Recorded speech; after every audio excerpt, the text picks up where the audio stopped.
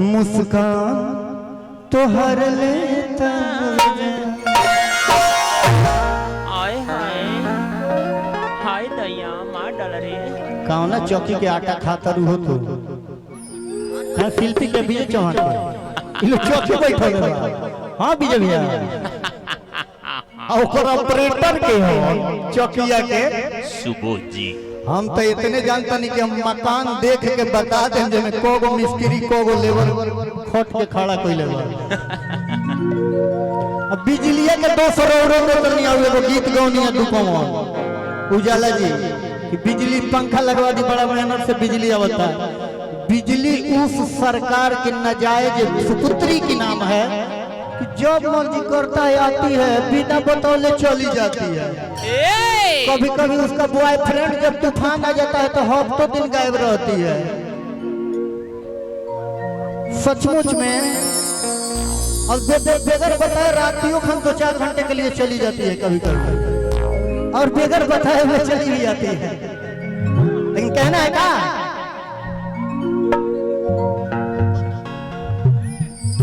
कि कौन देवता के गोर अरे समारल हो हमारे खातिर जमीन पे हमें तो मॉडर्न नहीं तो मिजाज सत्रम पड़ जाए कि कौन देवता के गोर अरे समारल हो हमारे खातिर जमीन पे अरे उतारल हो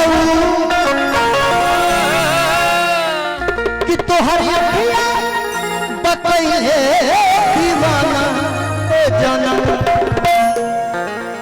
कि बाड़ू अनमोल कि बाड़ू अनमोल विजय भैया के गाने नाने वाले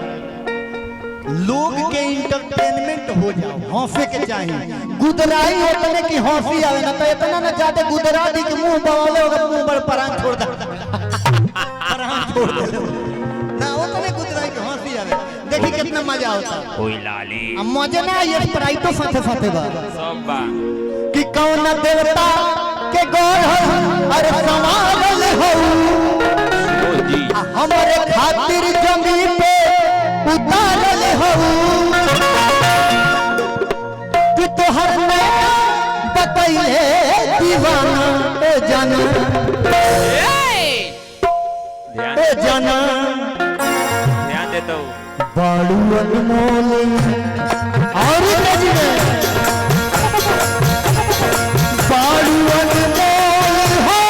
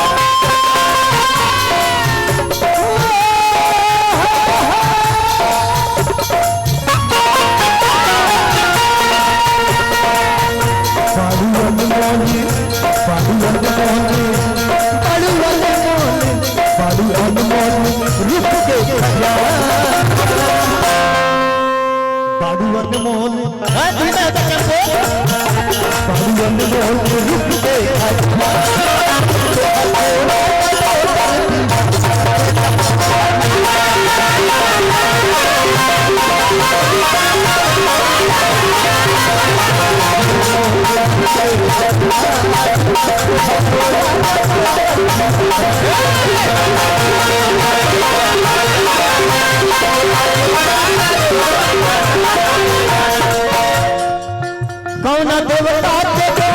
समारल हो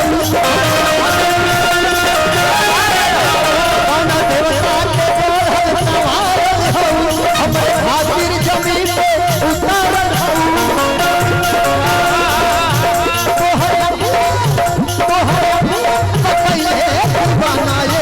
कृपया दूरी बनाए रखे नीचे लांगा भाई वर्मा जी की यहाँ ऐसा मत कर दो ये पानी दूसरा की यहाँ हमारा 2-4 बोतल पानी चढ़ावे के पड़ जाए तारो तो चढ़वे पहले हैं तार चढ़ला कि सिरिंज से सब मटेरियल खिंचा गई है कि बाड़ू अनमोल बाड़ू बाड़ी अनमोल बाड़ी अनमोल रूप के खजाना